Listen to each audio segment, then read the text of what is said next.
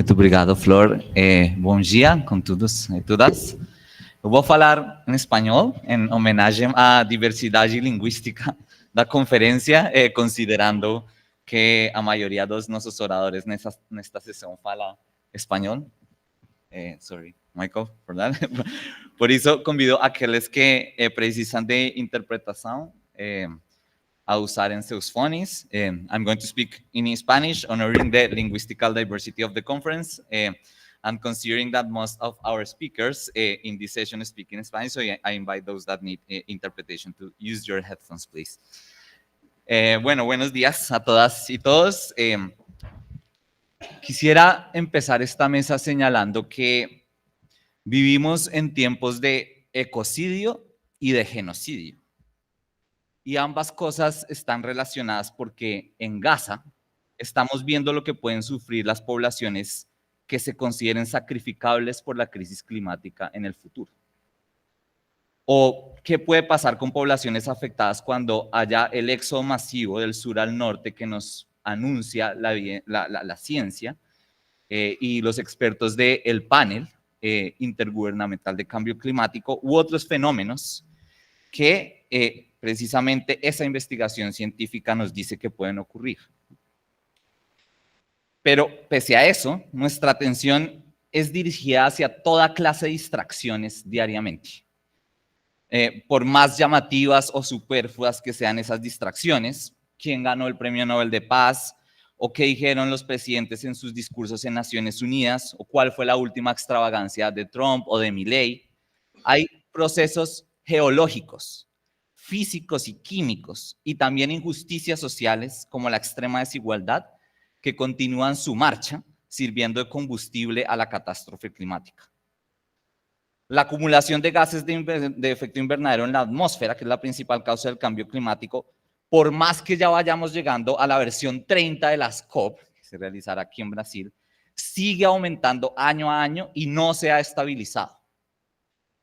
¿Qué significa esto? Que ecosistemas enteros pueden colapsar, solo por mencionar dos ejemplos. Uno con el que estamos más familiarizados aquí en Brasil, la Amazonía, que puede tener implicaciones globales, digamos, lo que suceda con ese ecosistema, ya se anuncia que está cerca de llegar a un punto de no retorno, que puede tener consecuencias catastróficas no solo para Brasil y los países amazónicos, sino para el mundo entero. Y un nuevo hallazgo que tiene en alerta a la comunidad científica. Un fenómeno que se llama la circulación meridional de retorno del Atlántico, que es un fenómeno de corrientes de agua caliente que llegan a Europa Occidental desde el trópico y ayudan a regular la temperatura. Usualmente se ha dicho, el sur global van a ser, digamos, los países, digamos, más afectados. Pero este fenómeno, que es fundamental para el sistema climático global, podría llevar a que su colapso signifique inviernos dramáticos en los países nórdicos y la Europa del Este de hasta 8 grados centígrados más bajos. Nadie está a salvo hasta que todos estemos a salvo. Como apertura de este evento, entonces, tendremos este primer panel que hemos titulado El precio de un mundo más verde, brechas fiscales de la transición energética. Y cuando hablamos del precio en varios sentidos. El precio en el sentido del costo.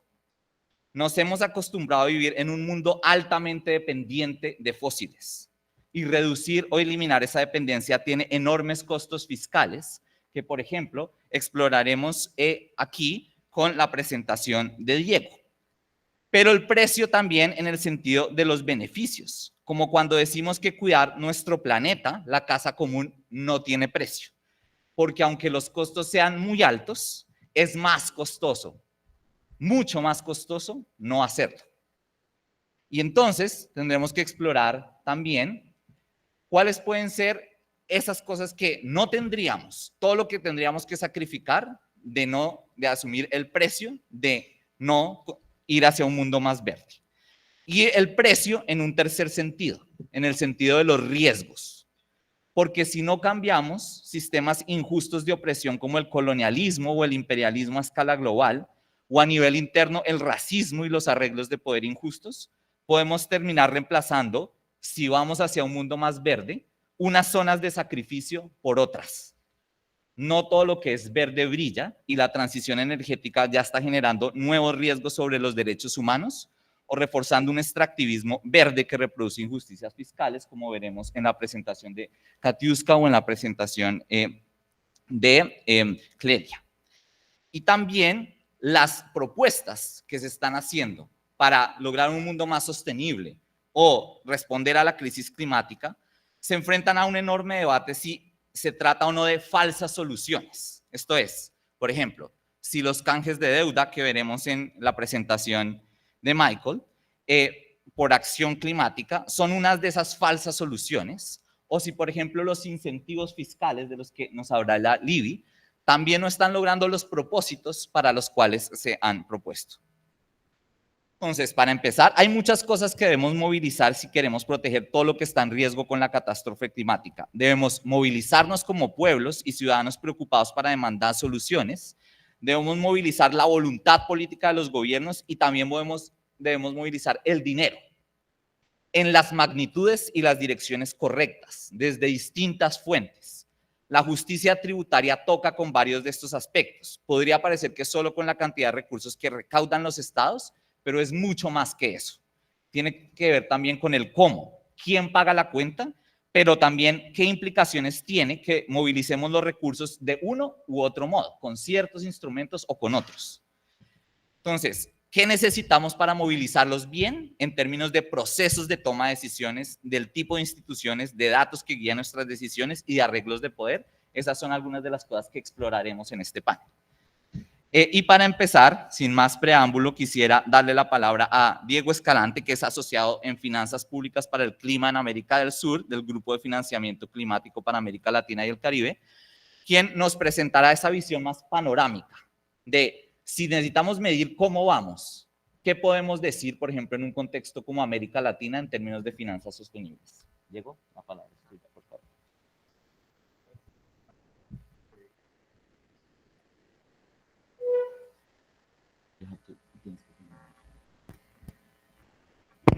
Okay, thank you.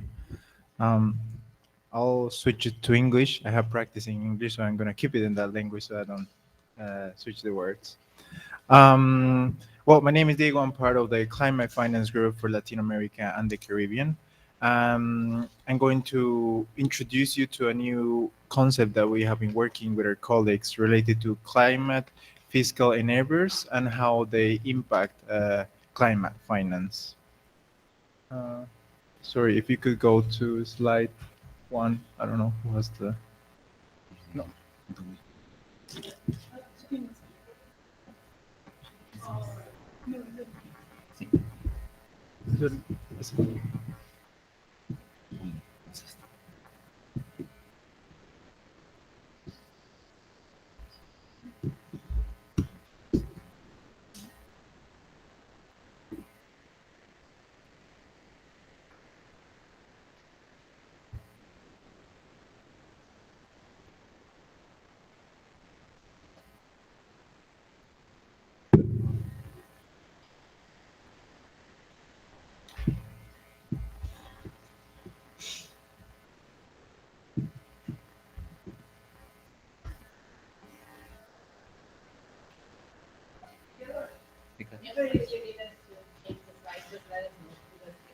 Okay. Yeah, thank you. If you could go to the second slide, please. Yeah, I'll just let you know to switch because I have to jump on some others. Sorry, but I was trying to say. So we have been working on this new concept that we call climate fiscal enablers as a way to support climate finance.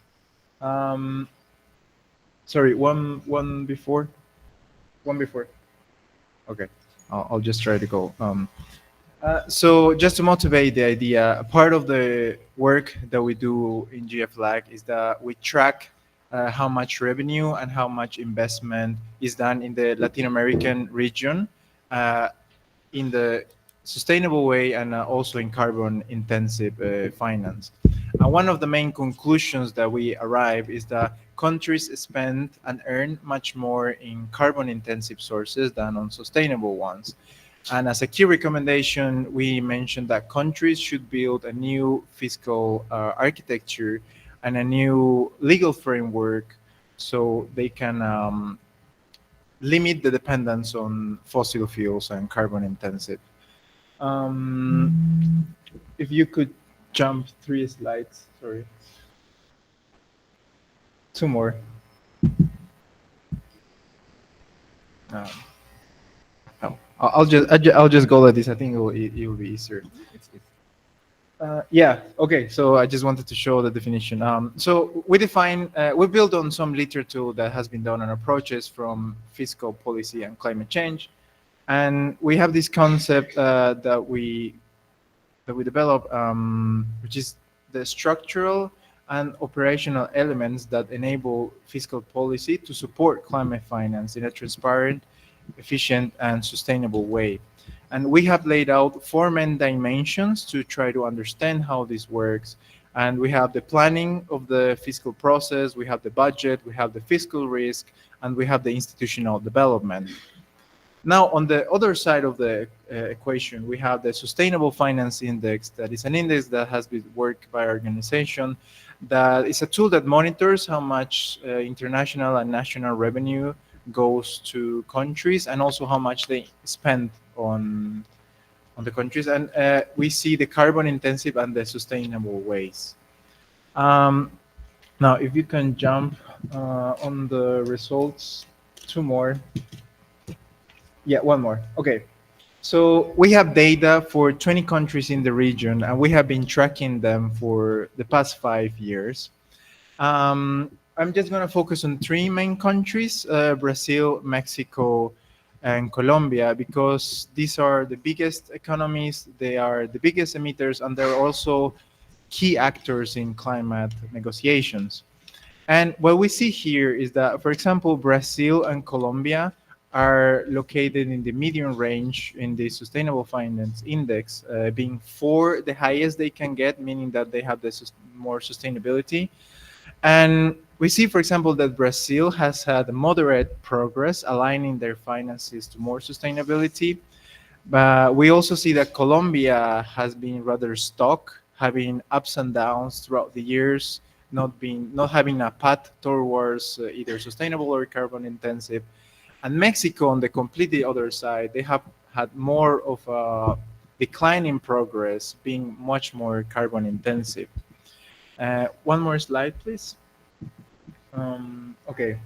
And if we concentrate in the overall results, what we see is that from the revenue part, in Latin America, they spent 19 times more on carbon intensive sources than on sustainable ones.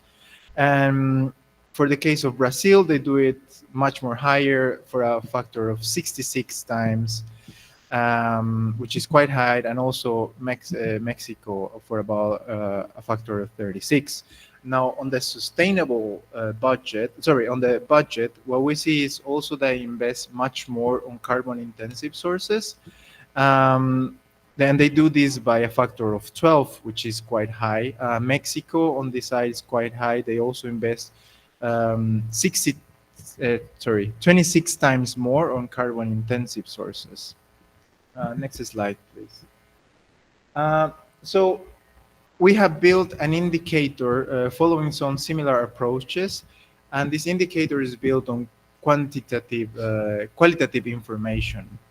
And what I want to highlight here is that in the 3 countries that we have studied, we see Colombia as having one of the higher scores, meaning that they have worked on these dimensions that we have been working on.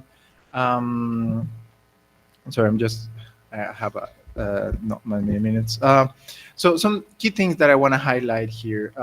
Colombia has set a very interesting system of information and institutions that they have collaborated between the Ministry of Finance and the climate change, so they can enable all these elements to support financial elements for climate change. And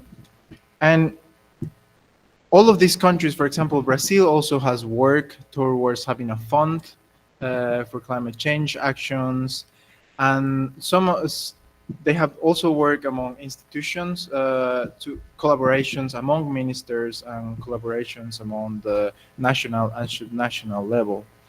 And just to wrap up on the final slide, one more, please. So one of the main lessons that I want to mention here is that we see that these three countries of the study have enabled operational and structural elements from the fiscal part, but these are not being really translated in a better climate finance. And we think that this is due that these countries depend a lot on carbon intensive sources, and they're limiting all fiscal efforts to change financial sustainability. Of course, we are not seeing here some time dynamics, meaning that maybe in the short run this is happening, but in the midterm or long term, we're gonna see changes in the climate finance. And also one thing that we see clearly is that there needs to be a political will, so countries passing through administrations maintain these goals, so we will have much more funding going towards climate change. Thank you.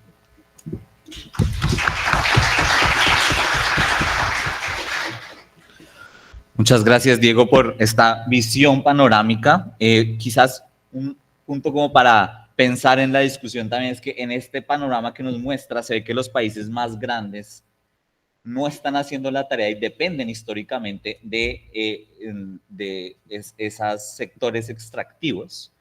Y los países, digamos, más chicos en la región, que igual tienen un prospecto económico complejo, parecen ser los que están haciendo la tarea. Entonces, ¿qué escenario nos pone eso?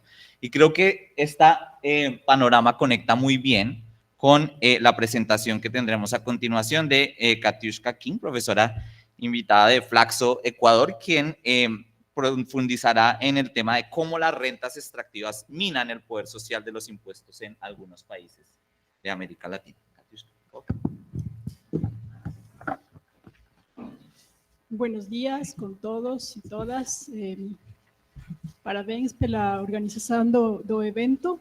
Eu vou falar no espanhol, as Sergio already mentioned. Ok. Yo lo que voy a hacer es, voy a comentarles un artículo que trabajamos con mi colega Pablo Samaniego.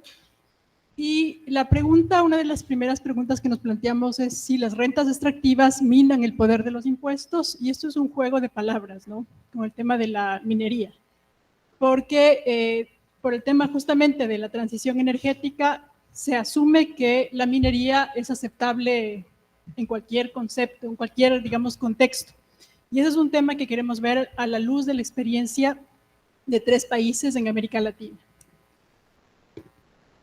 Entonces hemos escogido a Ecuador, que es un país petrolero, se encuentra ahí en la parte superior, Argentina y Chile. Chile porque es conocido por ser un país eminentemente productor de cobre, y Argentina porque tiene recursos primarios, pero no, básicamente muy pocos recursos naturales. Y las preguntas que nos queremos plantear, digamos, aquí es... este tema de la minería es un tema de vale todo, podemos permitirnos a través de la minería hacer cualquier tipo de propuestas.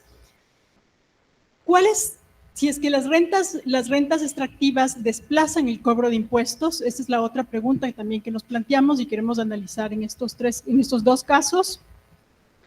¿Y de qué forma? ¿De qué forma se estructura el tema de los impuestos, ¿cierto? Entonces, ¿cómo recibir recursos por rentas mineras desplaza el tema impositivo?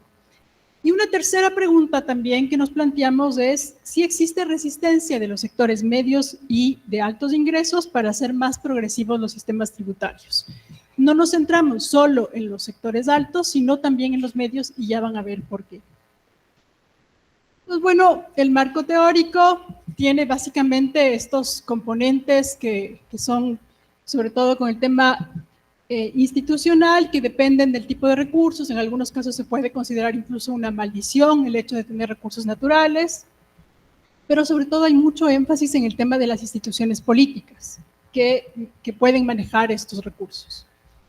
También el tema de que puede generarse desigualdad horizontal o vertical.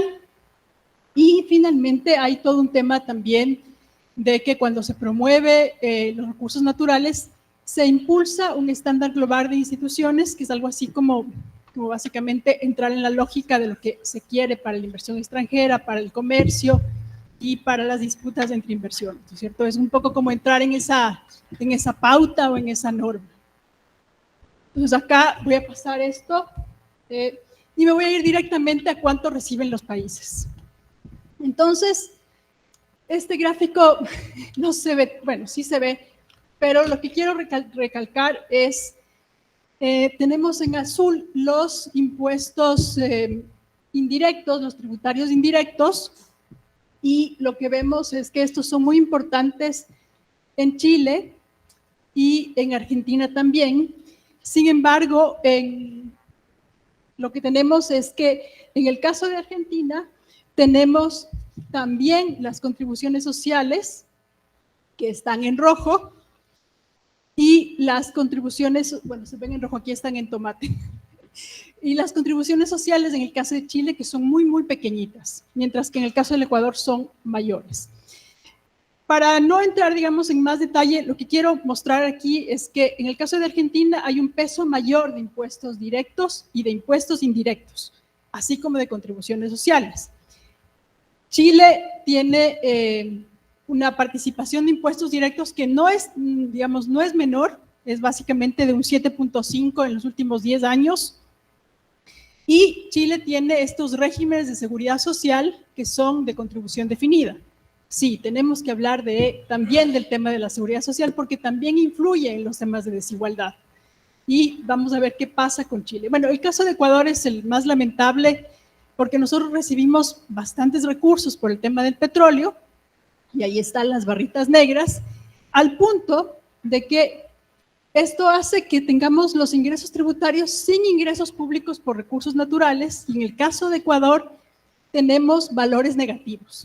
Es decir, sin los recursos por el petróleo no tuviésemos ingresos en determinados años. Y esto sí es realmente un problema, porque no tenemos suficiencia y no tenemos autonomía tributaria. No en todos los años, pero en ciertos años. Vamos a ver cómo algunas reformas tributarias, porque esa es la siguiente pregunta, ¿no es cierto? ¿Qué arreglos institucionales existen en los países? Y acá no me voy a referir mucho a todos, ya vimos que en Argentina tenían, digamos, como la participación más importante de impuestos directos, de impuestos indirectos, pero también tienen un impuesto a los bienes personales, el ISBP, desde 1991, que es una forma de pequeño impuesto al patrimonio. Y el REIT, que es una reforma que hicieron a este impuesto en la última ley, por mi ley, porque necesitaba adelantar recursos por temas fiscales. En el caso de Chile, ellos tienen un arreglo institucional mucho más trabajado, incluso desde los años 80, que básicamente se refleja en una cosa que es el balance estructural y que lo que hace es que monitorea la subida y la bajada del precio del cobre, porque evidentemente cuando los ingresos dependen de recursos naturales, estos se vuelven muy volátiles. Entonces, esta regla del balance estructural es muy importante en Chile. Y hubo recientemente una negativa en Chile de incluir un impuesto al patrimonio. Intentaron hacerlo, pero no lo lograron. Finalmente, en Ecuador hay 3 reformas. Ecuador, digamos, es el que menos recursos tiene en el tema institucional. Tiene una ley de hidrocarburos que eliminó el gravamen a la actividad petrolera en el 2010, un código de la producción que justamente para incentivar nuevas inversiones redujo 3 puntos del impuesto a las sociedades, lo cual tuvo un impacto importante en términos de tributos directos, y las contribuciones al patrimonio que se realizaron temporalmente en el 2016 y en el 2021. Vamos a ver qué resultados tenemos. Pues aquí voy a ir rápidamente. Esta es la relación entre el 50% más pobre de la población y el 1% más rico. Los resultados nos sorprenden, ¿no? En el caso Argentina es el que está mejor situado, con una relación de 1,25, es decir, el 50% recibe más que el 1%. Pero esto ya no sucede en Chile, con la peor relación es el más desigual, con 0,39, Ecuador con 0,77, un poco mejor, y Brasil, puse como referencia, 0,43. ¿Ok? Entonces, ¿qué podemos concluir aquí? Varias cosas. Primero, por minería se recibe muy poco en términos fiscales. Segundo, las rentas extractivas sí minan el poder tributario de dos maneras. Debilitan los sistemas tributarios, como en el caso de Ecuador, y mantienen el statu quo para recibir nuevas inversiones. Chile ha mantenido una política muy importante para impulsar la inversión privada, al punto que actualmente los privados exportan, al 2014 exportaban casi que el 70% de la producción de cobre. Más bien extraían, no exportaban, extraían el 70% de la producción de cobre. La importancia de los impuestos directos, así como de las contribuciones sociales en Argentina, hacen más progresivos los ingresos públicos, no así en Chile. Y el problema de fondo, que esto es con lo que quiero que se queden, es el tema de, cuando hablamos del 1%, los impuestos al patrimonio recaudan pocos recursos. Pero el punto clave aquí es que hay una filtración de comportamiento. ¿Qué quiere decir esto? Que el estilo de vida de los más ricos influye en el comportamiento antitributos y, por ejemplo, en el transporte o en otro tipo de prácticas. Y esto es donde tenemos el conflicto. Como vimos, por ejemplo, no tuve tiempo de presentar, pero en el caso del Ecuador hubo una reforma tributaria en el 2001 que mejoraba la progresividad del impuesto a la renta y se dio marcha atrás por presión de las clases medias. Es decir, sí hay un pacto social entre clase media y clase alta para reducir la progresividad de los impuestos. Y finalmente el tema de la necesidad de hablar de tributos, también de esquemas de seguridad social y también del destino del financiamiento verde. Estos son temas que no podemos dejarlos si queremos tener como una mirada hacia la COP30 más integral y hablando sobre todo de dónde va a venir el financiamiento, porque eso es como clave. Gracias.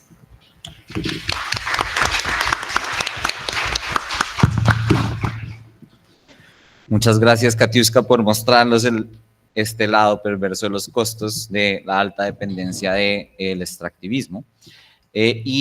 A continuación, quisiera darle la palabra a Vivi Gervase, investigadora para América Latina y el Caribe del Centro para la Responsabilidad y la Investigación Fiscal Corporativa Internacional, CICTAR, que nos hablará sobre una presentación de el papel de los incentivos fiscales y en particular de dos incentivos fiscales específicos que ya explicará en la transición climática y el saneamiento básico en Brasil. Olá, boa tarde. Eu sou a Ive, vou falar em português, vou tentar falar despacito para todos. Bom, e eu vim aqui basicamente apresentar para vocês o primeiro relatório que o CICTAR lançou no Brasil, o chamado Sequestro do Financiamento do Saneamento Básico, que fizemos junto com o sindicato, com o SINDAI, que é o Sindicato dos Trabalhadores de Água e Esgoto da Bahia. E primeiro... aqui tem. Aqui. Só como nós somos um centro novo no mundo e na América Latina ainda mais, vou apresentar rapidamente o CICTAR, o Centro Internacional de Transparência e Pesquisa em Fiscalidade Corporativa. Nós investigamos o comportamento tributário e financeiro das grandes multinacionais do mundo para tentar ajudar os trabalhadores na mesa de negociação coletiva com dados sobre essas grandes empresas que estão dominando o mundo e tentar vencer campanhas para os trabalhadores, mas também, claro, movimentos sociais, organizações da sociedade civil como um todo. E nós somos frutos da ISP, né? O Iwan está aqui para nos dizer que também somos parte e até hoje trabalhamos muito conjuntamente com a Internacional de Serviços Públicos. E a gente luta pela transparência global dos dados tributários e financeiros e soluções duradouras para o abuso e para a evasão fiscal. E aqui eu pensei em duas mensagens principais para vocês levarem para casa da minha apresentação.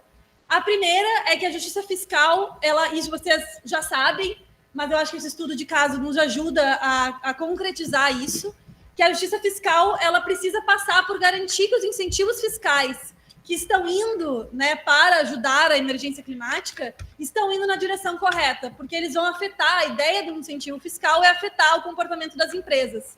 Então, a gente precisa monitorar avaliar e reformar os incentivos fiscais. A gente já sabe que isso é um problemão, a gente tem trabalhado isso enquanto organizações da sociedade civil há muito tempo, mas esse estudo vai trazer uma concretude para isso.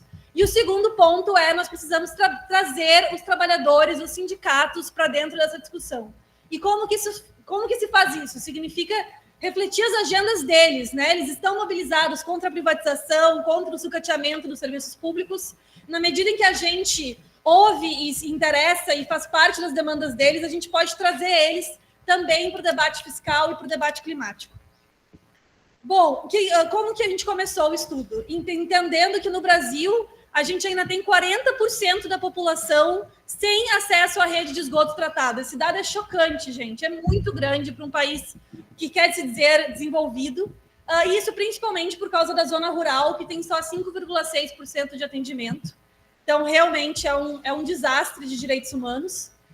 E em 2024, isso ficou ainda mais evidente, porque nós tivemos, pelo menos aqui no Brasil, né, as inundações do Rio Grande do Sul, secas, uma proliferação de incêndios.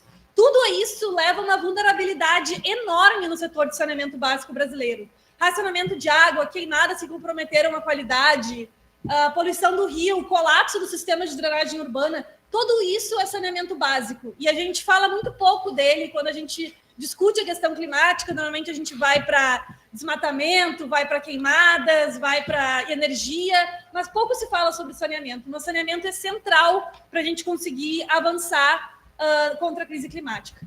Mas, infelizmente, né, a solução do governo federal tem sido, na questão do saneamento básico, a entrega dos serviços e dos investimentos para a iniciativa privada, sendo o principal marco, o novo marco do saneamento, que foi aprovado pelo governo Bolsonaro em 2020, que basicamente obrigou a privatização no setor de saneamento a partir de concessões, privatizações e PPPs. E desde que... Você pode devagar um pouquinho mais? Desculpa, Sim. um pouco despacito. Obrigado. Desde que começou o novo marco do saneamento em 2020, nós já tivemos 31 leilões de concessão dos saneamentos, então o processo está muito rápido. 13 projetos, 67 leilões sendo estruturados agora para a privatização, principalmente devido pela concessão do saneamento, que é aquele momento que você vai para um leilão e quem dá o maior valor ganha a concessão de saneamento por períodos aí de 30 até 50 anos. Então, é um processo de privatização que está acontecendo muito rápido a partir do governo Bolsonaro. Mas um outro lado dessa moeda é um cenário de arroxo fiscal enorme no governo federal e estadual e municipal também, mas principalmente federal, que levou o incentivo fiscal a ser uma frente de mobilização desses recursos. Né? Enquanto os recursos estão parados, os recursos de gasto, os incentivos fiscais estão avançando muito rapidamente. Então, isso também entrou no setor de saneamento básico e de outros setores prioritários no meio desse incentivo fiscal chamado debêntures incentivadas. E o que é isso? As debêntures, elas são dívidas, simplesmente uma dívida que a empresa emite. Só que, em vez de ela emitir num banco, ela vai emitir direto no mercado de capitais. E, desde 2011, se ela emitir essa dívida com algo para um setor prioritário para o governo federal, como saneamento básico, energia, mobilidade urbana, os juros do pagamento dessa dívida vão poder ser descontados. Primeiro, era o próprio financiador, né, o investidor, que ganhava esse incentivo. Mas em 2024, o governo Lula mudou e agora é a própria empresa que tudo que ela paga de juros, ela vai poder descontar no imposto de renda dela. Então, é um incentivo enorme. E o que a gente descobriu é que, em vez de expandir a infraestrutura, esses incentivos fiscais eles estão subsidiando a privatização. Por quê? Dos 38 bilhões emitidos nessas debêntures incentivadas, 54% foram para pagar as outorgas de leilões. O que é isso, né? Quando tu tem que pagar o maior valor de outorga para o governo, o maior valor que tu paga para o governo estadual é o valor que, de fato, vai ganhar esse leilão. E o que a gente descobriu é que as empresas estão usando esse incentivo fiscal não para aumentar a infraestrutura, como é o objetivo do incentivo fiscal, e sim para pagar e depois ficar refinanciando eternamente esse pagamento de saneamento das outorgas. E em 2024, com essa mudança no incentivo fiscal, que é a própria empresa que pode descontar, é um estímulo muito grande, gente, para continuar esse processo. Meu tempo já está acabando, eu ainda tinha muita coisa para falar, mas o que a gente poderia investir? A gente poderia estar, de fato, investindo em adaptação do saneamento básico, com várias medidas que a gente tem que fazer, soluções baseadas na natureza, garantir o suprimento de água. Tudo isso não está sendo feito, porque o que está sendo feito é uma subsidiando a privatização. E a gente olhou para a BRK Ambiental, a gente fez um estudo de caso conectado com o sindicato, que é uma das maiores empresas de saneamento básico hoje no Brasil e foi comprada pela Brookfield, que é um fundo de pensão canadense, em 2017. E aqui só para mostrar que desde que ela começou as suas atividades enquanto fundo privado, ela avançou muito no faturamento dela, mas os lucros estão lá embaixo. E por quê? Porque ela se endivida loucamente, principalmente por causa das debêntures, uma parte delas debêntures incentivadas. E ano passado ela pagou mais de R$1 bilhão só com pagamento de juros. Então, enquanto mais do que ela pagou com folha de pessoal, com investimento, com tudo. E aqui, esse gráfico mostra, em uma concessão específica, que é a de Maceió, quanto ela emitiu de dívidas, quase 4 bilhões, e quanto, de fato, ela investiu em saneamento básico, que não foi nem 500 milhões. Então, realmente, fica difícil defender. Então, indo para o último slide, o que a gente precisa é, de fato, entender esses incentivos fiscais e qual é o resultado deles na prática, e a gente precisa proibir que se use esse incentivo fiscal para refinanciar ou financiar as outorgas de concessões dos saneamentos, porque isso vai totalmente contra o objetivo principal do incentivo. E também a gente conseguiu, a partir de trazer esses dados para os sindicatos, a gente conseguiu empoderar eles na mesa de negociação para que eles conseguissem melhores salários e condições de trabalho para os trabalhadores da BRK, mostrando que esse padrão de endividamento não é justificável para a empresa, e sim uma especulação para aumentar o valor da empresa para depois vender. É isso, gente. Muito obrigada.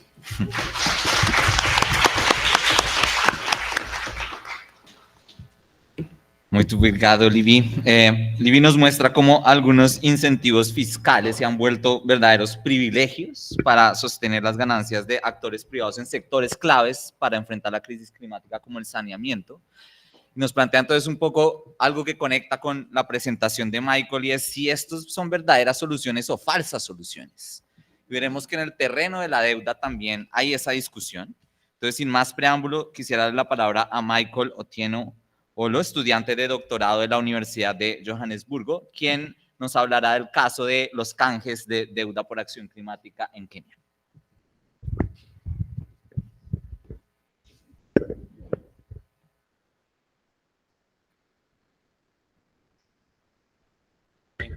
Thank you very much. I think I'll just do my presentation sitting here so that I can look at the timing quickly. Now, this study looks at debt for climate swaps in Kenya. And some of the areas that I looked at is the role of the community, particularly within the context of CMBs and REDs. And a little bit of background on the Kenyan situation. I think those of you have been following the Kenyan environment. One of the challenges that Kenya faces is a debt crisis. In fact, last year, we had very huge demonstrations, particularly focusing on taxation that were introduced for financing the debt. So the debt environment in Kenya is that over the last 10 years, we've had a fourfold increase in debt. You know, data from the Ministry of Finance and a recent review by the IMF country debt situation analysis clearly indicated that there is a huge spike in debt within that period of time. But more importantly is the fact that if you look at our debt scenario, the debt service to revenue ratio currently stands at about 62.5%. And these are figures from the Ministry of Finance and also the IMF review that took place last year. In essence, what it means is that for every 1 cent that we collect as tax, for every $1 that we collect as tax, 62 cents goes into servicing debt. And that increases a lot of pressure on our revenue and reduces our fiscal space within that context. Now, in addition to that, we are also looking at a climate environment in which Kenya is also facing a huge catastrophe. In fact, in 2021, a report by the World Bank as well as the Ministry of Environment in Kenya declared that Kenya was facing a huge, climate catastrophe that comes with floods, droughts, and irregular rainfall patterns. And for the government to finance climate action on these areas, it requires additional resources for that. The option for it is that we are tempted to introduce taxes, particularly carbon taxes, to finance that. And that was one of the main reasons that there was huge resistance from Kenyan Gen Zs last year. Now, Kenya has also estimated our national climate change strategic, intervention plan for 2024 estimates that Kenya needs about $62 billion to finance our climate action. Now, compare that to our debt stock over the last 10 years and the increments that have come with it. If you were to get those resources, divert the resources that we are using for financing climate action, we'd actually write off a substantial amount of the debt that Kenya has. Now, this is a reflection of how our debt has grown. So if you look at the period around 2015, the increase was fairly stable. But from 2015, there was a huge spike. It almost went up, I think, fivefold over a period of just about 10 years. But I think the more important part that I want to emphasize is the comparison between external debt and domestic debt. The calculation that you see there is that for some time, our external debt was much higher than our domestic debt. Then in 2024, around 2023, 2024, our domestic debt spiked again and actually overtook external debt. And part of the reason for that is that the government is increasingly looking at domestic debt as a replacement for external debt. Yeah, so I want to look at some of the policy interventions fairly quickly.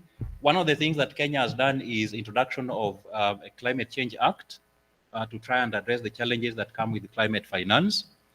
Part of it also has to do with the introduction of regulations. For about 5 years, we've never had regulations that guide climate finance, and that has come fairly recently, last year.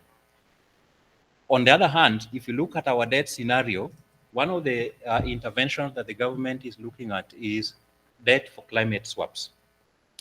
So we entered into a debt for climate swap with the government of Germany, and that covers about $62 million. Now, in my review, if you look at it, this will only cover about 0.75% of our overall debt, and only about 1.5% of the overall debt.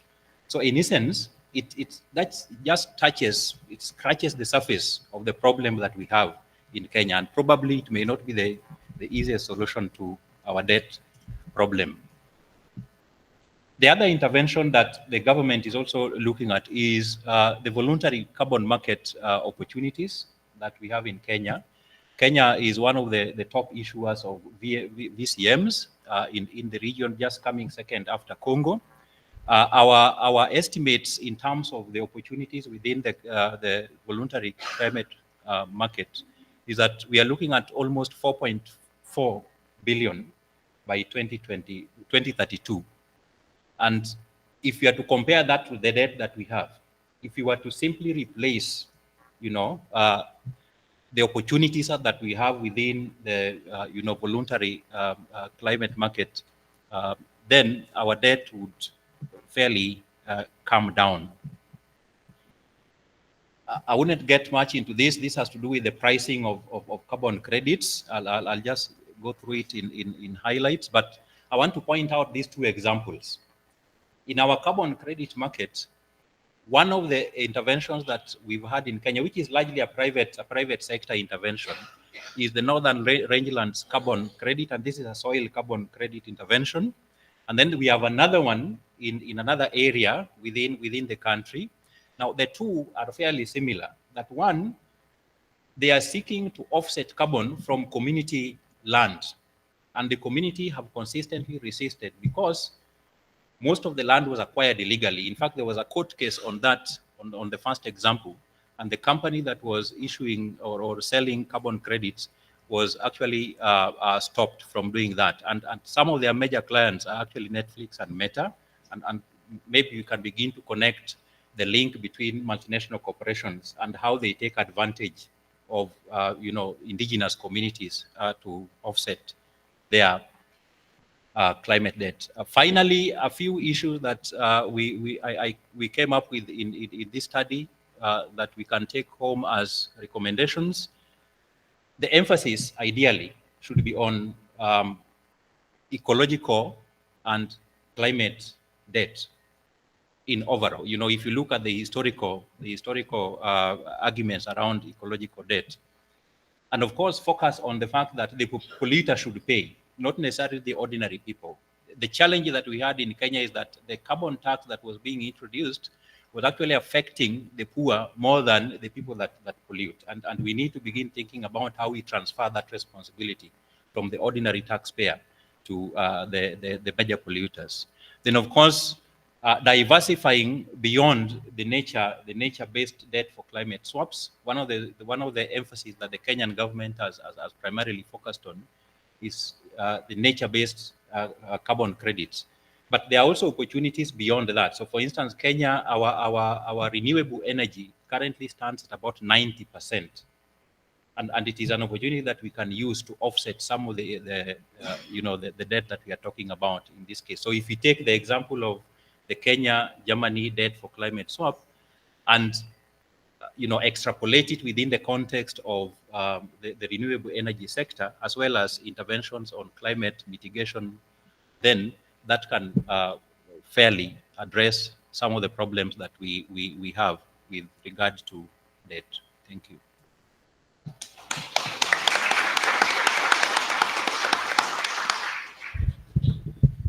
Muchas gracias, Michael. Michael nos ha presentado con el caso emblemático de Kenia, algo que, según análisis de investigadores y organizaciones de sociedad civil, parece ser un patrón en términos de el alcance de este tipo de soluciones, que por eso ha llevado como a el movimiento climático a acuñar el término de falsas soluciones, si realmente representan soluciones a la magnitud de los problemas que estamos enfrentando. Y esto conecta muy bien con la siguiente presentación de Clelia, que tiene la muy fácil tarea de decirnos entonces cuáles pueden ser algunas de las cosas que sí funcionen, modelas. Si hay falsas soluciones, ¿cuáles pueden ser algunas de esas reales soluciones? Bueno, Clelia es especialista en justicia fiscal de la Red Latinoamericana y del Caribe por la Justicia Económica, Social y Ambiental, Latindad. Clelia, tienes la palabra por 7 minutos. Hola. Me escuchan bien, ¿verdad? Bom dia. Voy a hablar en español también. Para mí es un gusto estar en este espacio. Muchas gracias a todas las organizaciones que hemos sido parte de la concepción y ejecución de este espacio. Bueno, para mí es también un reto pensar que mientras estamos conversando acá sobre, pues, ¿no?, todas las ideas alrededor de qué hacer en este proceso de financiamiento de la transición que tanto necesita nuestro planeta, pues en mi país están en este momento protestando en las calles por la eliminación de un subsidio al diésel, y esta es la tercera semana consecutiva de las protestas.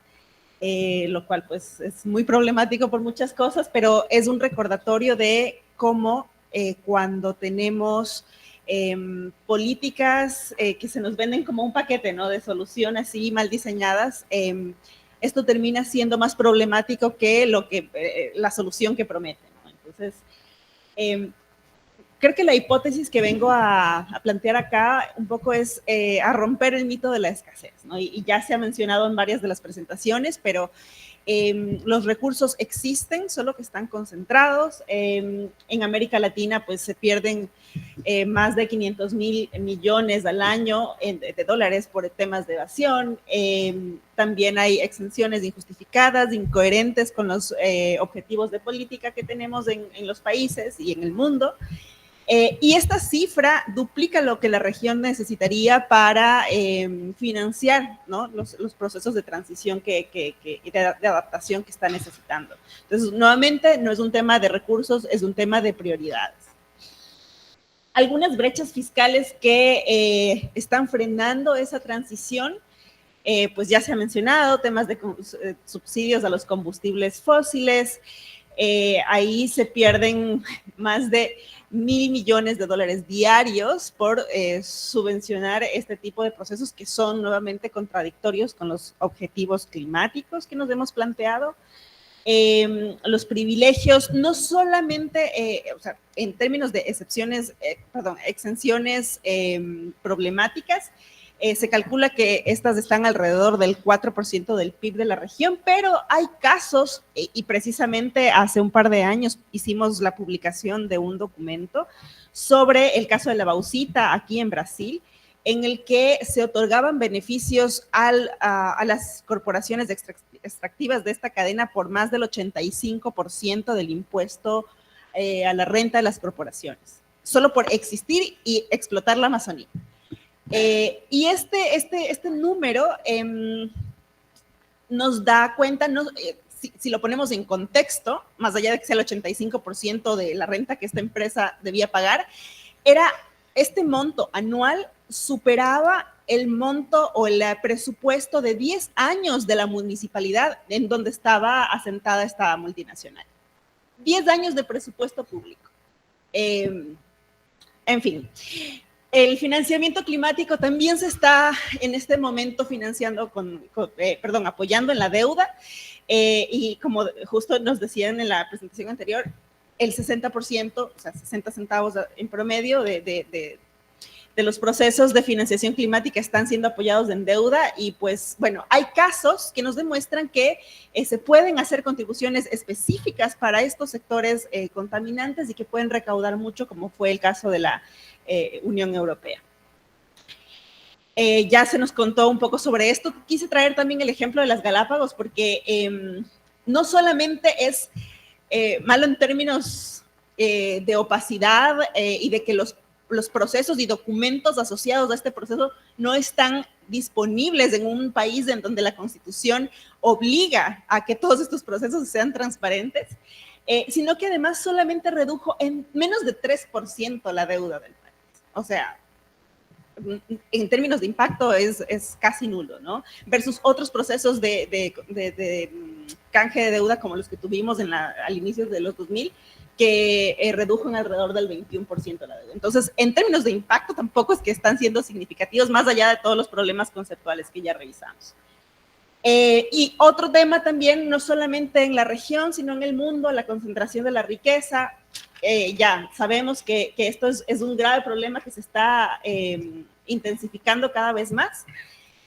Algunas propuestas que ya existen sobre la mesa y sobre las que estamos trabajando desde sociedad civil, bueno, pues se planteó este tema de los impuestos a los multimillonarios. Desde la Tindad hemos generado un documento que también les invito a buscar sobre los impuestos a la riqueza y a las grandes fortunas, de la versión un poco del sur global, ¿no? De cómo podríamos trabajar en el tema de las grandes fortunas. Hay potencial para esto, y desde el sur lo que necesitamos también es tener un poco más de influencia en las decisiones, y por eso también dentro de las propuestas que traigo acá, además de cerrar las fugas fiscales mencionadas, la democratización de la arquitectura financiera internacional es clave, puesto que en este momento la toma de decisiones está en el norte, ¿no? Y esto se ve incluso en casos tan específicos como los derechos especiales de giro, que no sé si los conocen, pero estos son fondos que están disponibles desde el Fondo Monetario Internacional, pero que algo que me causó tanto, no sé, me contrarió bastante, fue enterarme que, bueno, primero, sí, el acceso o los votos a la decisión de estos fondos están otorgados, pues, por el tamaño de los países, ¿no? Gran democracia, pero además, y tamaño estoy diciendo en términos de PIB, dinero, etcétera, ¿no? Pero además, el problema que tienen es que la mayoría de estas decisiones necesitan el 85% de votación favorable. Y Estados Unidos, adivinen cuánto tiene participación estratégicamente. 16%. Entonces, nada puede ocurrir sin que Estados Unidos esté de acuerdo en eso, ¿no? Y el 25% de los fondos no utilizados por estos mecanismos, los derechos especiales de giro, podrían cubrir la deuda de todo el sur global. Entonces, es un mecanismo que nuevamente está en manos equivocadas, pero que está disponible. Y pues bueno, aquí el llamado de la sociedad civil a la que represento, a la Tindad y a todas las organizaciones que forman parte de nuestra red, es pues que busquemos alternativas que se acomoden a nuestras necesidades, que no solamente sean fiscalmente viables, sino que son políticamente urgentes, porque como dijimos, pues necesitamos tomar acción ya. Y pues lo irresponsable aquí no es gastar en la gente, como nos han hecho ver todos estos procesos de austeridad que ya nos bombardean por todo lado, sino lo irresponsable es financiar este colapso, no solamente en términos económicos, en términos climáticos, en términos sociales, que estamos nosotros mismos causando, ¿no? Eso, muchísimas gracias y pues cualquier cosa estoy a disposición.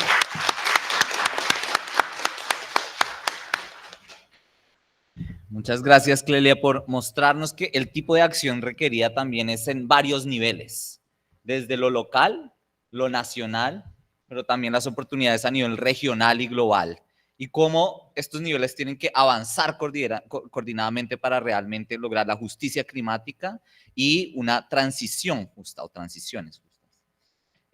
Bueno, sin más preámbulo y con este desafío que queda un poco sobre, bueno, hemos visto que hay propuestas de soluciones estructurales, pero hemos visto también que hay una insistencia y persistencia desde los hacedores de políticas de depender mucho de esas soluciones que no parecen ser las verdaderas soluciones. Entonces, ¿qué necesitamos para, en términos de la fuerza del movimiento, en términos de la manera de comunicar el mensaje, entre otros temas, para avanzar esas verdaderas soluciones? Pero quisiera dar oportunidad al público para, tenemos unos 15 minutos más o menos de preguntas, entonces por favor, por aquí Emilia, una primera pregunta, vamos a recoger unas 2 o 3 y terminar con nuestros panelistas.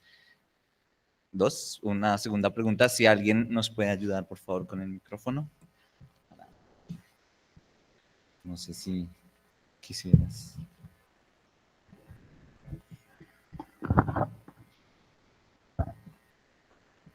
Emilia, Alex, gracias Alex. Y si hay una tercera, todavía podemos tomar esa. Por favor, breves, nos queda para no retrasar el programa, unos 15 minutos. Thank you very much. I'm Emilia Reyes with the feminist Mexican organization Equidad de Género, Ciudadanía, Trabajo y Familia. I think it is very important to have a dialogue between the climate justice movement and the economic justice movement, precisely because, let me be very frank, the climate justice movement has been one of the most regressive movements globally, precisely because the climate change agenda has been co-opted to become now the new green imperialism. And so it has fallen into the narrative of carbon metrics. And so despite the fact that we know that global north countries are responsible for 92% of excess carbon emissions, enacting an effective atmospheric colonization. Now they're imposing in the global south the narrative that we are the ones who need to transit out, and that just transition is also to be done by the global south countries, and even attacking the economies of middle income countries. So these measures that have been presented now, for instance, by Diego, measuring the so-called carbon investments, we're falling into that trap. What is the carbon investment? And we have energy poverty in the global south.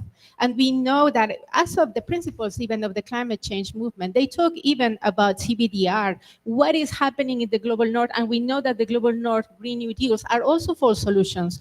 So when we're trying to measure what are our countries doing without really tackling the challenge of how are we holding accountable global north countries, and how they're also imposing the so-called just transition, that is, and in the terms of if we shift from carbon, what is it then? Renewables. Then the mining is coming to our global south countries, depleting our ecosystems, and now shifting again to this green imperialism that is now going, forcing our economies to shift to the mining, to the rare minerals, to deliver for the global north, not only to transition, because they're not transition, they're expanding. So they're using our fossil fuels, and now they will use our minerals. So this is why I'm saying that the climate change movement is very regressive, because just falling into the carbon metrics, they are coming to our regions in the global south with this type of metrics, with this type of measurements, and without really seeing the bigger picture. What are the macroeconomic tools that can serve the global south to achieve our sovereignty, to deliver for the needs of people,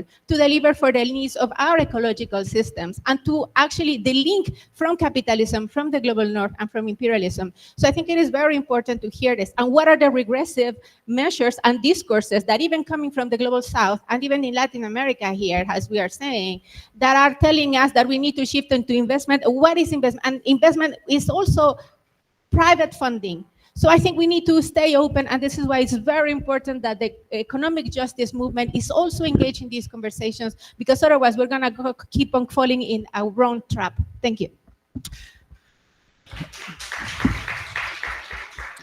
Gracias, Emilia. Alex, y les pido por favor que tratemos de ser breves para darle oportunidad a los panelistas de contestar.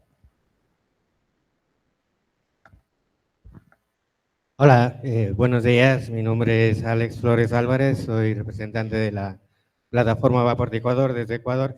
Muy concreto para la compañera representante de Latinidad, ha referido el caso de Ecuador sobre el canje de una supuesta inversión de protección ambiental en las Islas Galápagos. Me gustaría que lo profundizase un poco más, porque eso se aplica en varios países del mundo, en una falsa protección de inversión ecológica, más teniendo en cuenta el caso ecuatoriano con el presidente Daniel Noboa, que ha convertido a las Islas Galápagos en una base militar norteamericana que impacta directamente en la flora y fauna de las Islas Encantadas, como les decimos en Ecuador, y que va en contraposición de esa supuesta protección medioambiental. Y encima, como ha señalado la compañera, una reducción casi nula por parte de la deuda externa ecuatoriana, con lo cual se concreta la falacia dentro de esa supuesta inversión transnacional de protección medioambiental, que me gustaría lo profundice. Nada más, gracias. Gracias, Alex. Una última pregunta del público. Tatiana, por favor.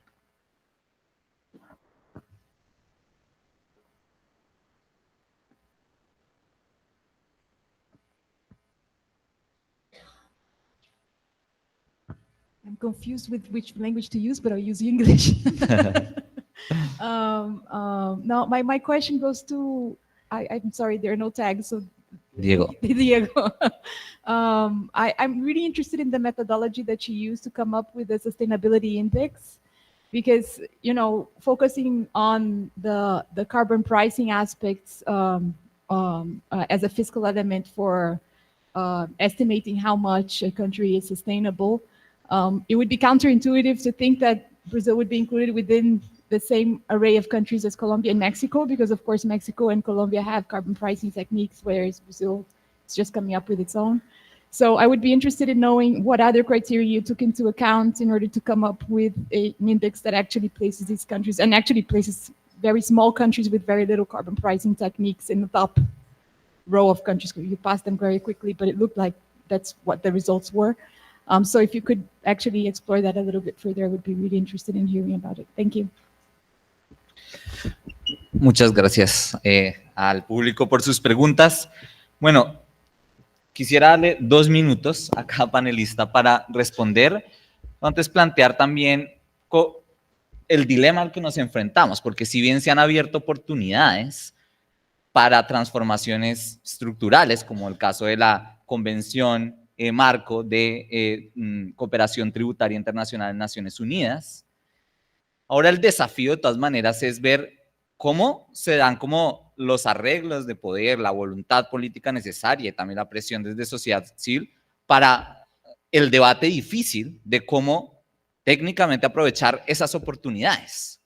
Y vemos que económicamente también se intentan soluciones, como por ejemplo impuestos al carbón en distintos países, pero hay una resistencia muy fuerte, quizás por su diseño, pero hay un problema de economía política real en términos de cómo hacer viables algunas de estas soluciones. Entonces, sin minimizar la necesidad de esos cambios profundos, también invitarlos a que en la reflexión y en la respuesta a esas preguntas también hagamos una reflexión autocrítica en términos de cómo enfrentamos con propuestas que tengan sentido y también nos lleven a un progreso viable, las posibilidades de afrontar la crisis climática en nuestros países, en la región y más allá.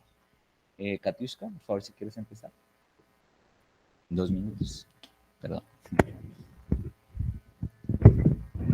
Bueno, sobre, digamos, creo que aquí hay como varios temas que se pueden como mencionar, pero uno de ellos tiene que ver con que efectivamente en este momento existen recursos en los temas de financiamiento y lamentablemente estos recursos están como destinándose a lo que el sector privado cree que es verde o que es violeta, y esto es bastante paradójico porque no hay una claridad de un lineamiento de al menos para qué podrían servir estos recursos. Y pongo un ejemplo concreto. En el tema, por ejemplo, de financiamiento verde, hay muy pocos recursos que están destinados a biodiversidad. Y esto es necesario en nuestros países, sobre todo países megadiversos como Ecuador o Brasil, y ese es un tema en el cual hay que trabajar y hay que regular, o sea, hay que plantear, digamos, un tema de, bueno, no podemos seguir hablando de que hay recursos que van a ir hacia, o supuestamente están contribuyendo al cambio climático, pero que finalmente terminan yéndose en contra. Y hay también como mucho énfasis en el tema de energías renovables y nuevamente pocos recursos destinados a mantener lo que tenemos.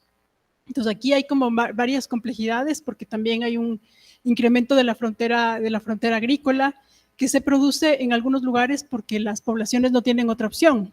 Entonces, bueno, ¿cuál es la alternativa que se da para evitar estas medidas? Y el tema de los tributos es un tema necesario, pero tampoco podemos olvidarnos del tema de que lo que legitima a los impuestos es el gasto. Y si el gasto no está bien destinado o tiene problemas, también tenemos problemas sociales de aceptación de más tributos. Y hablo desde un país que ha tenido como reformas casi todos los años. Entonces, esto también es un tema que no solo se trata de recaudar más, sino de mejorar el destino del gasto para que sea mejor aceptado. Entonces, digamos que me enfocaría en estos dos puntos, pensar las oportunidades para mejorarlas hacia el tema de la biodiversidad y también mejorar el tema de la calidad del gasto para que pueda evitar determinados tipos de daños o también como muchas veces cuando hablamos, por ejemplo, de tributos, lo único que pensamos es que el tributo es un incentivo para fomentar tal cosa. Es la única manera de que quienes no trabajan los temas tributarios piensen los tributos. Y eso también es un tercer tema a trabajar y a cambiar del setup o de esta mentalidad de cómo vemos los tributos. Pero en parte, insisto, tiene que ver con el tema de la legitimidad del gasto. I'm also a little bit mixed up with all the languages, and since the question was in English, I'm just going to address that in English. And also, my name was also measuring on the metrics that are used. So what we do for the index is that we have 4 main variables. First, how much revenue comes from financial aid, and we calculate the percentage that goes to climate change and mitigation, adaptation, and biodiversity. Then we have a carbon-intensive revenue as well, and we calculate how much money comes from oil, gas, mining as part of the overall national income. Then on the other side, we have the revenues, and we see how much money goes from the total budget to climate change and biodiversity, and the same for the budget in carbon-intensive sources, how much they invest in national companies that they produce oil and so on. Then we do a normalization process because there are relative terms. And after that normalization process, we have a value from 0 to 4. And the closer to 4 there is, the more sustainable the situation is. And then the closer to 0, the more carbon intensive is. So we have figures for all these countries that are in a relative size. And the truth is that the countries that you see lower down, the simple answer is that their economies are bigger on carbon intensive sources such as oil or some other, and that is a big factor of their economies.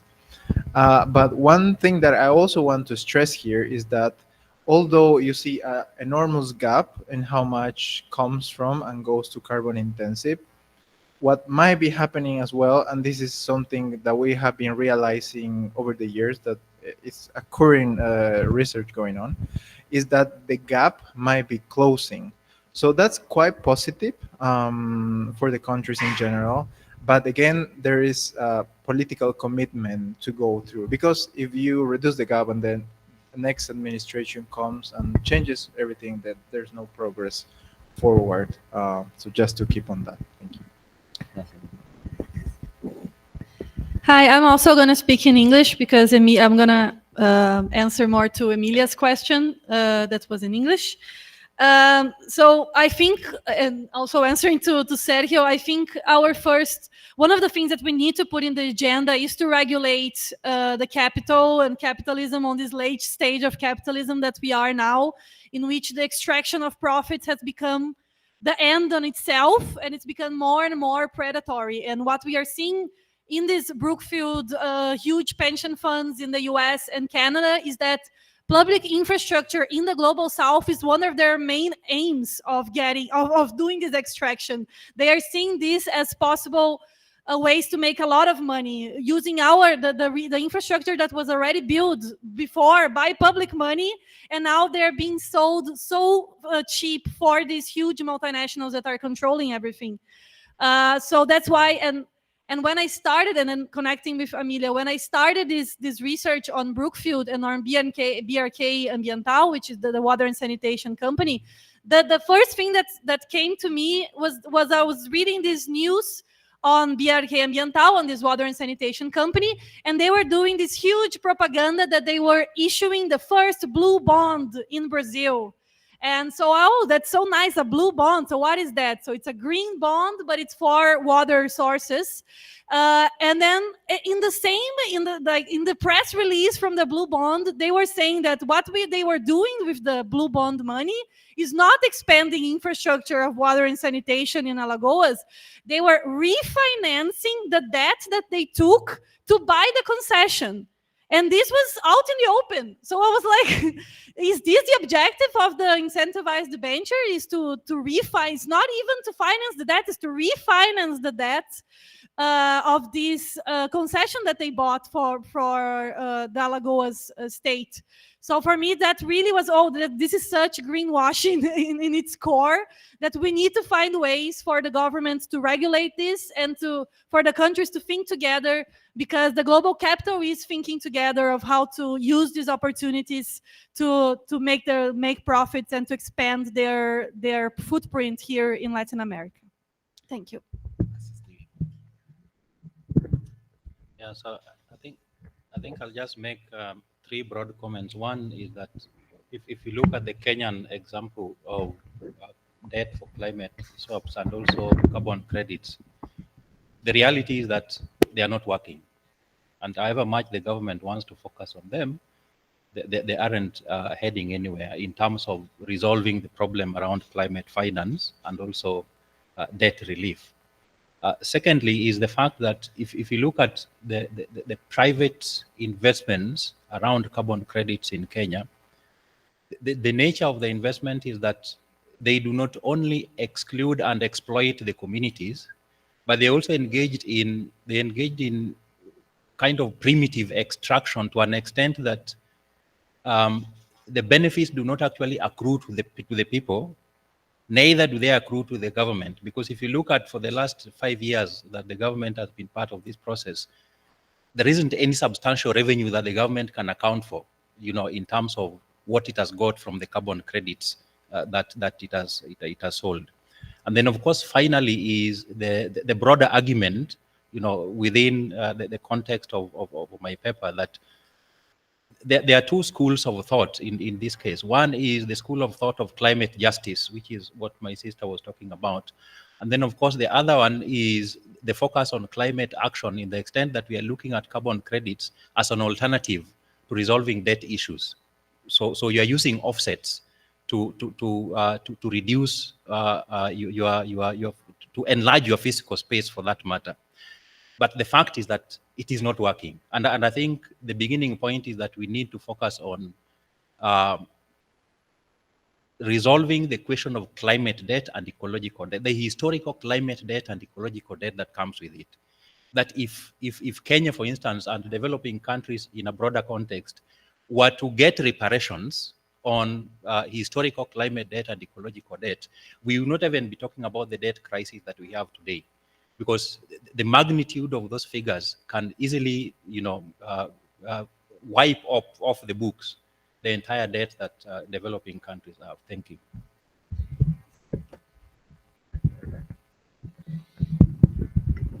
Bueno, empiezo con la más concreta, sobre el canje de deuda con las Galápagos. Tiene muchos problemas, ya creo que se ha mencionado mucho, no son estructurales, como utilizar banditas, curitas para una operación de corazón abierto, ¿no? Además, las condiciones en las que se hacen, como decía, hay mucha opacidad, muchas cláusulas están literalmente tachadas en los documentos públicos que salen a la luz. Y como resultado de eso, como bien decías, hay cosas que se han saltado incluso la Constitución en nuestro caso, ¿no? Porque nosotros tenemos en la Constitución la prohibición de tener bases militares de otros países y con este proceso se saltaron eso para que Estados Unidos pueda tener una base militar en las Galápagos. Y no conforme con todo esto, lo poco que hay de recursos supuestamente disponibles, hace dos cosas. Por un lado, desvía la atención de lo público, ¿no? Porque al haber estos fondos, entonces el Estado dice, no, pero ya hay, entonces que eso cubra las necesidades que hay allí. Pero por otro lado, no hay como esta formación o esta generación de proyectos estructurales que puedan mover en algo la balanza localmente, porque lo que se está haciendo en este momento es más o menos aprovechar financiamiento para cosas como muy particulares o iniciativas tipo emprendimientos, que son nuevamente parches chiquitos a una necesidad de operación de corazón abierto, ¿no? Entonces, por todo esto, pues, no son una solución sostenible. Lamentablemente se nos están vendiendo como la panacea, y no solamente en el tema ambiental. Se escuchó, de hecho, en la última, en la CRM organizada por CEPA, la Convención Regional de la Mujer, que ya se está hablando de canjes de deuda por cuidado. Entonces, bueno, ahí la invitación que yo tengo personalmente es empezar a armarnos, ¿no? Como a encontrar los respaldos de que esto solamente, o sea, no funciona, ¿no? Definitivamente, para poder tener las discusiones a los niveles que se necesiten, ¿no? Como bien decías. Y para cerrar, creo que hay ya algunas propuestas sobre la mesa respecto a lo que Emilia mencionaba sobre cómo movemos también un poco este tema del poder. Por ejemplo, cosas como muy puntuales, es que en lugar de medir temas como el PIB, o saben, es nuevamente lo que acababas de decir también, de qué tal si consideramos toda la deuda histórica en muchos sentidos, en el caso ambiental, por ejemplo, temas de emisiones históricas y demás, y si dividimos el tamaño actual para el número, la cantidad de emisiones, pues la posición puede ser inversa, ¿no? Y los países más pequeños pueden tener un poco más de poder de decisión, pero esto necesita ser trabajado en los espacios que mencionaste, ¿no? La convención de tributación, la convención que se está proponiendo para el tema de deuda en Naciones Unidas y en otros espacios de toma de decisión, pero eso no puede darse si nosotros como región y como sur global no nos ponemos de acuerdo. Y un ejemplo de eso es la PETELAC, que inició como una gran esperanza, pero que todavía no cobra la fuerza que necesitamos que tenga, ¿no? Y que nos pongamos realmente de acuerdo con acuerdos vinculantes, con decisiones, saben, no a medias.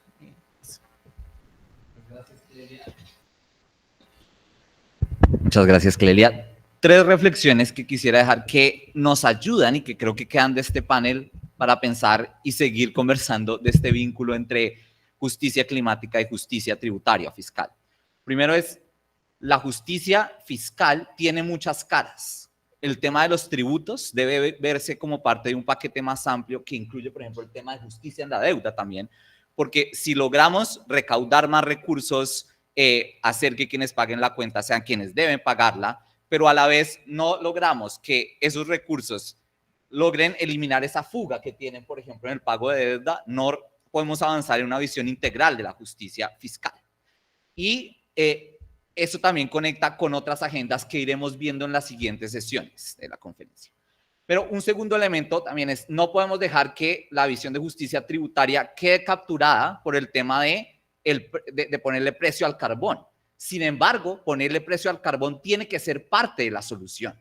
El tema es, ¿cómo puede ser parte de la solución? No bajo los enfoques de las falsas soluciones, sino de forma alineada con la justicia climática. Es un debate que queda en todo caso.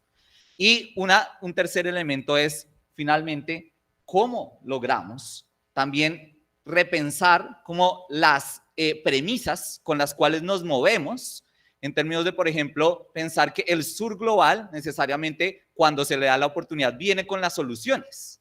Si, por ejemplo, también vemos que desde la captura de gobiernos en el sur global, como bien ejemplificaba el caso de Libby, no necesariamente se están haciendo las soluciones estructurales que la sociedad civil está reclamando. Entonces, ¿qué necesitamos siendo autocríticos también para realmente lograr el tipo de cambio que necesitamos y crear las condiciones a nivel global, regional, nacional y de economía política y de fuerza de los movimientos para realmente mover la voluntad política de los gobiernos hacia otra dirección? Esto para que sigamos la conversación. Bueno, muchas gracias y un aplauso para nuestros panelistas.